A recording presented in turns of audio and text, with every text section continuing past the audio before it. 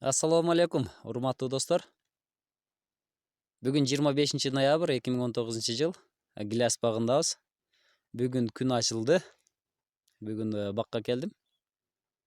Эсиңиздерде болсо керек, өткөндө июнь айында пенсировка боюнча дагы ушул көчөттү тартып жөнөткөнмүн. Жыйынтык кандай болду? Ушул боюнча сиздерге көрсөтөйүн деп атам. Маалымат катары. Мына бул гиляс май айында биринчи жолку пенсировка көрсөтөйүн. Көрүнсө керек деп ойлойм, мынакей. Кольцо болуп турат. Ушул жерден биринчи үзүлгөн, пенсировка жасалган. Экинчиси июнь айында бул жерде жасалган. Үчүнчүсү жетиштүү өсүмдү бербегени үчүн үчүнчүсү жасалбай калган. Пенсировканы эмне максатта жасайт дешиңиздер мүмкүн. Пенсировканы бир жылда көчөттү 3 жашка чоңойтса болобу деген. Болот. Биринчи пенсировка жасалган жерде мына жыйынтык. Мына кальционун астындагы бүчүрдү көрүңүздөр. Бүчүр чоң уже. Бул жерден кыркылгандан кийин буга келген питаниянын бүт бардыгы мына ал астындагы бүчүрлөр алган. Ошон үчүн бул экөөдөн, үчөөдөн чоң. Анакей. Бул жерге келгенден кийин мынакей булар астында чоң. Мына үстүндөгүлөр бир аз бутак дагы, бүчүр дагы кичинерээк. Мына жыйынтык ушундай. Пенсировканын жыйынтыгы ушундай, бир жылда көчөттү бир түз эле бутакты өстүрүп албай, кошумча бутагын дагы өстүрсө болот.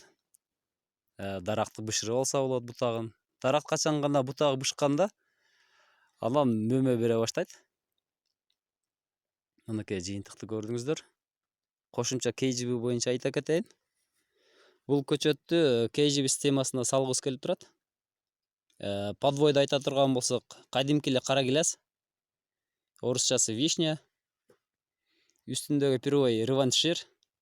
Же болбосо кокон гиляс.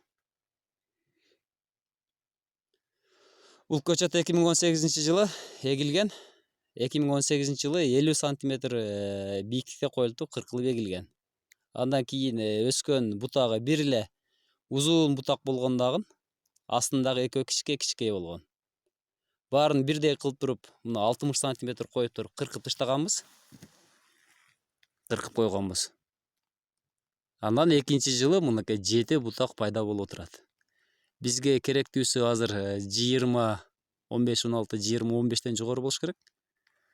Ошон үчүн быйыл дагы 15 сантиметр коюп туруп, дагы кыркып таштайбыз. Себеби бутагын дагы көбөйтө алышыбыз керек. Бир бутак 2-3төн бутактанып өсөт кыркканыбыздан кийин.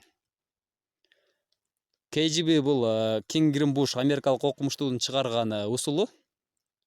Бул усулда дарак мөмөнү сапаттуу берет, бийик өспөйт, жоон шак коюлбайт, мөмөсү сапаттуу болот, экспортко жакшы болот. Бир адам бир күндө 150 килограммдан 250 килограммга чейин мөмө тере алат.